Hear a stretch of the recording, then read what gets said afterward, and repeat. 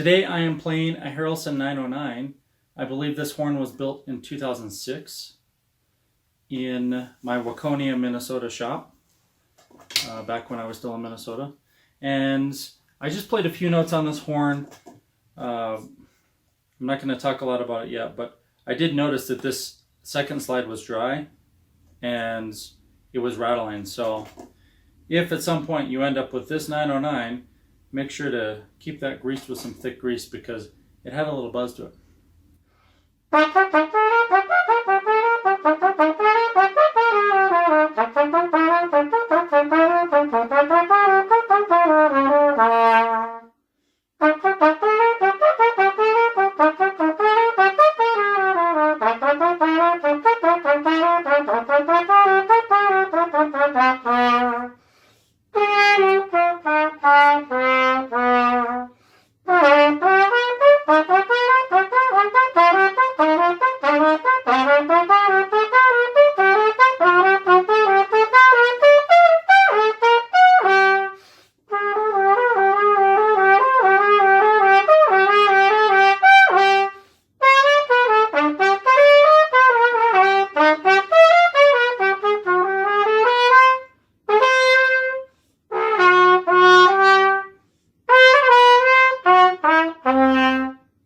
So I have not practiced since the last video, which I believe was filmed, let me think, was it last Thursday night?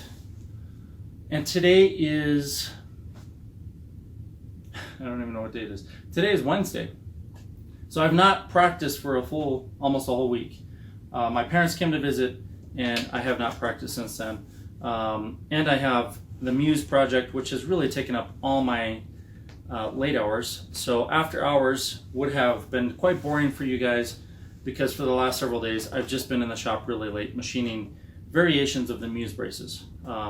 With that said, I haven't not touched any of the stuff that we've covered before, and this might be somewhat I guess accurate for some of you. Maybe when you're practicing, you're doing your routine, you get in for a few days and then you don't get to do it for a while.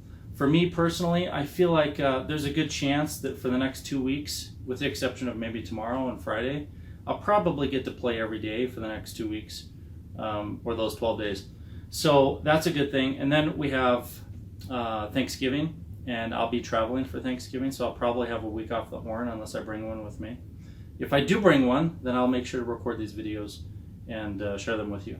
So because I haven't played a lot, I'm going to kind of go back to the basics. I'm just going to cover some of the stuff we've done in the past. So Arbenz, again, I'm going to go back to page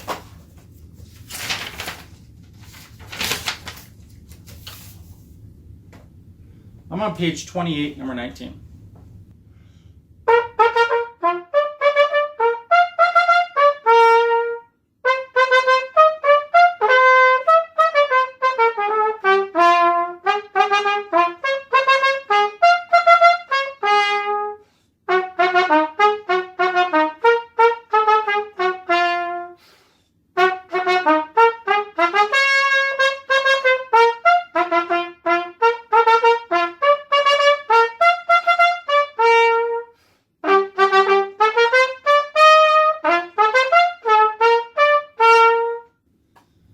Alright, so I think I did read this a couple weeks ago, and man, that's just like really rough for me because I'm not a very good reader anymore. I'm going to put my stand up a little higher, open this book up. I'm going to read it one more time, and I'm going to play it a little faster. Really try to make this sound like music rather than me reading notes.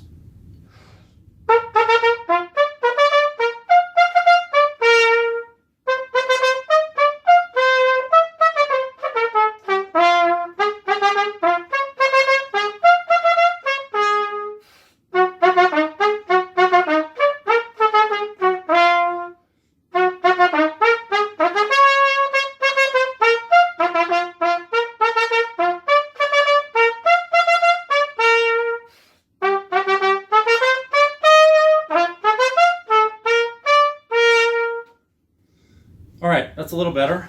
I'm in my basement. This is kind of my studio space. I'll flip the camera around for a second so you can see the rest of it. So I've got my piano and guitar and some other stuff down here.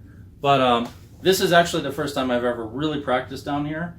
And I don't have a good setup yet in terms of where I can hear myself very well. But I thought this would be a decent backdrop so you can see some of my albums. And it's just kind of fun to look at this little corner. However, I'm not really sure it's the best place for me to practice. One thing in setting up a good place to practice is you really want to be able to hear yourself in a way that makes you feel like you're a good player. And you want as much of that as you can get for a lot of your practice, but then you need to have some honesty in that as well, where maybe you play in a different type of space that forces you to listen in a different way. So I'm a huge proponent of practicing in various spaces, but finding some place where you have a nice resonant kind of sound, something with more decay rather than a dead space.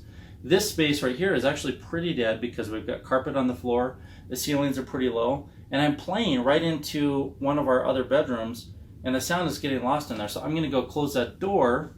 It's probably going to bounce back on me a lot more. It might be too much, but let's see what happens.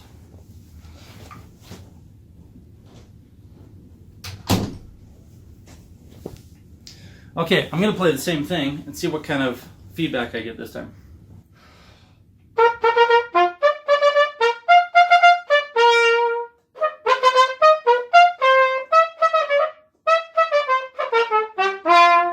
And you know, I should just oil that valve because it sticks every time I play that spot. So I do hear things a little different. I actually don't hear as much resonance or reverb. It's actually such a small space because that's only like 8 feet away that it's kind of slapping me back in the face. It's really loud and harsh, but we'll try it.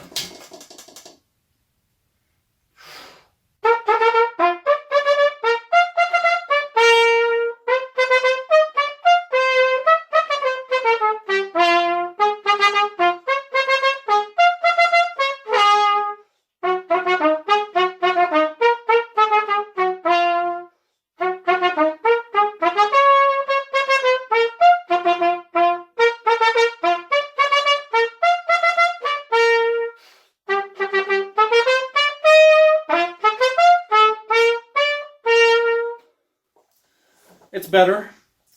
I don't like it. So at some point, I'll figure out where I like this room and which angle I will really aim my bell. And most likely, I'm going to flip the camera around, probably play into this corner and have it bounce around more because I'm playing straight into a door now and it's bouncing straight back to me. It actually sounds kind of awful. So hopefully it doesn't sound as bad to you guys. I'm going to move on. I'm on page 49, number 37. This is articulation and slurring again, and I think we covered this once before.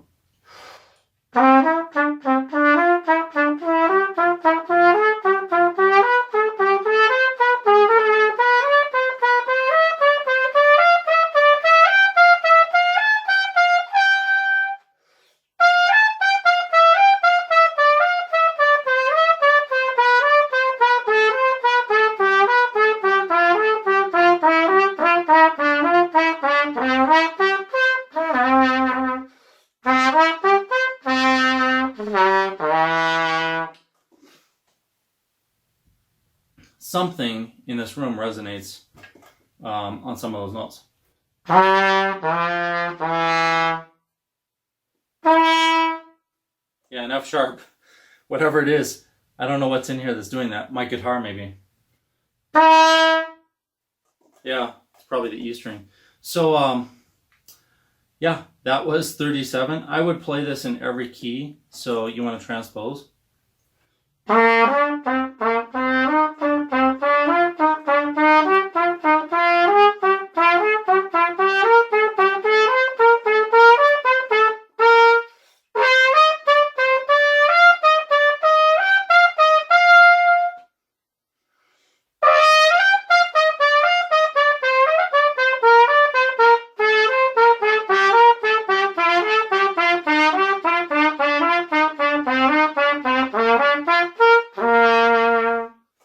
So I did it in D, which is the way it's written, and then in C, and I'll go through all the keys. I'm not going to bore you guys with it.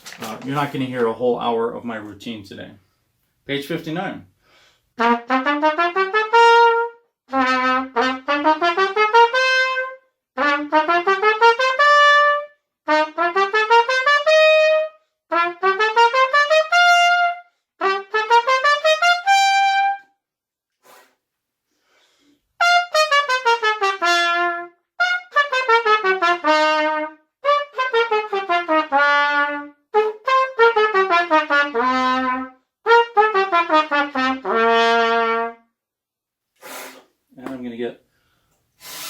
Some of that water out of there. Okay, I'll probably go through this one and every key and go fast as well.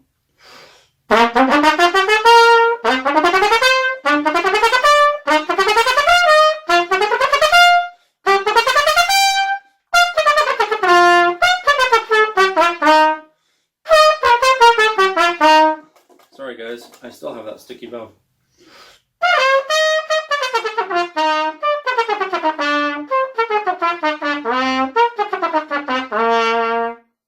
So I definitely need to work on my tonguing.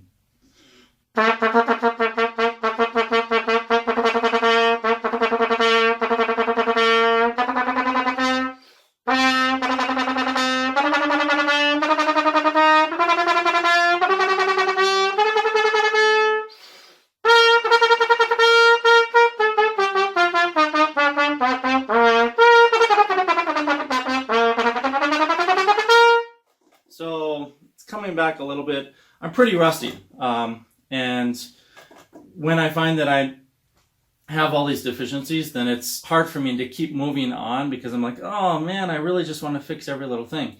And in the times where I have sat down for 1 or 2 hours just to kind of give myself some maintenance and practice rather than doing a full routine, when that happens, sometimes I'll just get caught on doing double tonguing for like 45 minutes or an hour. Or scales or whatever it might be. So today I'm not going to bore you guys with that. I'm just going to move on, and this will be a relatively short session because my chops are not the best, and that's what happens when you take days off. I'm sure I could play just fine, but my tone is getting a little raspy, and I know for sure that I've just had the last 3 days have been 14-hour days at work, and I'm tired, so.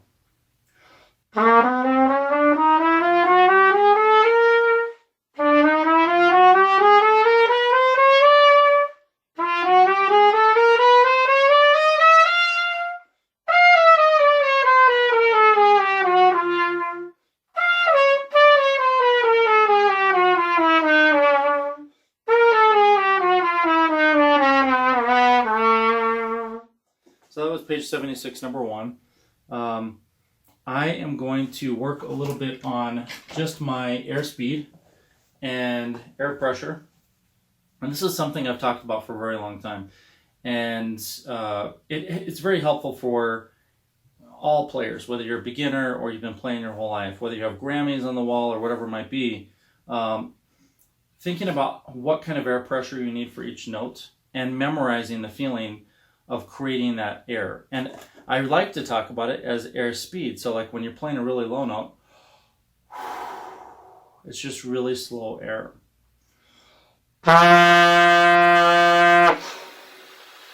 It's just really slow. And I've done clinics and master classes on this concept for many years. And I'm not the first one to come up with it. People have been showing each other this concept for 100 years.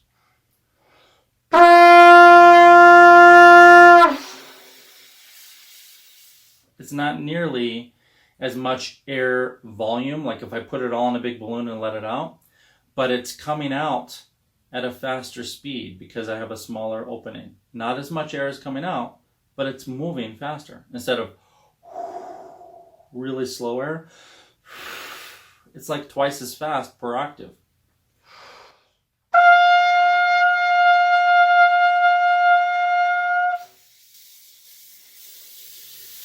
So I have my setup, my aperture is smaller, and I'm letting out less air, but the air speed, the air, how fast the air is moving, is faster. And this, for some reason, has caused a lot of controversy among people who study acoustics. There are a bunch of people that agree with this concept and others who don't. Regardless of whether that's actually happening when you're playing inside the mouthpiece, it doesn't really matter because the concept really does work. If you focus on just really slow moving air and you move a lot of air volume very slowly, you're going to play a low note because the air pressure is so low, it's going to, if you couple that with your aperture being relaxed, then you're going to vibrate a greater surface or a longer lip length. And as you go higher, it's going to go higher. Of course, there are other things like durometer, like in other words, how much lip tension you have. So there are other variables, but in general terms, we're really just thinking about nice, relaxed, just a little bit of air. A little bit of speed, not much speed, and a lot of air for low notes. And then when you're playing really high, you're actually using very fast airspeed, like a hiss. It's coming out of here very fast, but it's so tiny that it seems like there's almost none. And the whole time, my body itself is going to be pretty relaxed, but my lips are the ones that are controlling that. My torso, everything inside here, is really like a big balloon, and I'm allowing it to compress in my mouth. So I don't really have a ton of compression going on in here. Unless I'm playing really loud, that doesn't really happen. I'll give you an example. I'm going to play a B.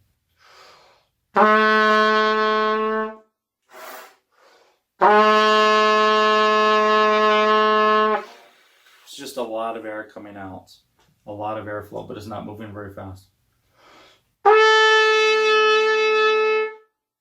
Less air.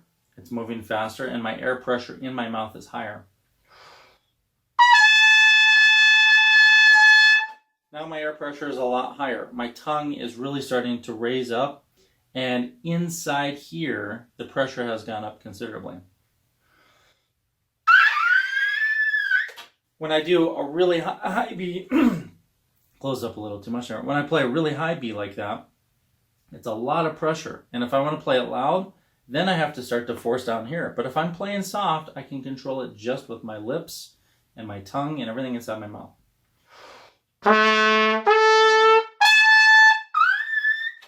So I'm literally compressing the air more as I go higher. And really the compression should double. So I have twice the compression for each octave.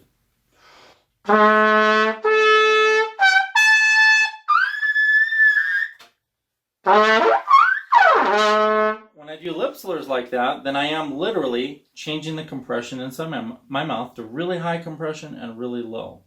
And I'll try to do some of this in these sessions more often, so then you can start to see me improve as I start to build up my coordination again, because I haven't been practicing in years.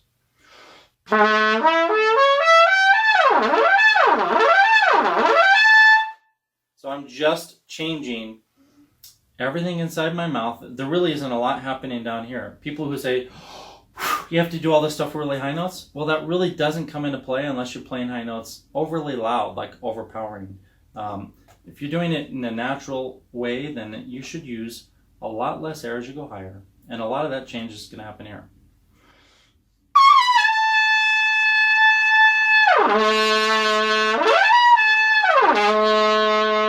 There's really not much change happening in my body. I might be compressing a tiny bit higher or more for high notes, but there's not a lot of change.